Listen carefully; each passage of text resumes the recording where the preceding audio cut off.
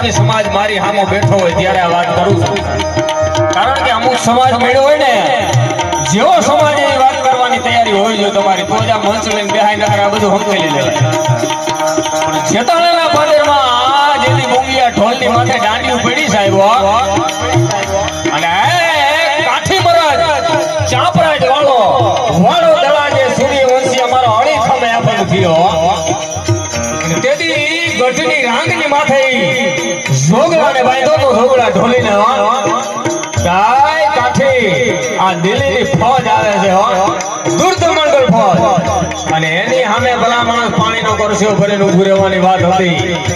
તેથી ચાપરાજ વાળો જેતપુરના કાઠી દરબારો એમ કહેતા હતા કે જ્યાં લગી અમારો જોગડો ઢોલ નો વગાડે ને ત્યાં લગી કાઠી કે અમને હુરાધન નો ચડે,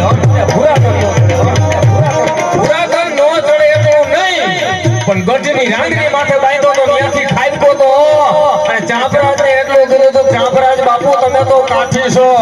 તમારા તો લોહીમાં હોય ઢીલાણા કરવા, પણ હું તો વાલ્મીકી સમાજમાંથી આવું છું, અને હાકડથી બાંધો ને બાપુ જો સુબાને કાપી નો નાખું તો હું ઢોલી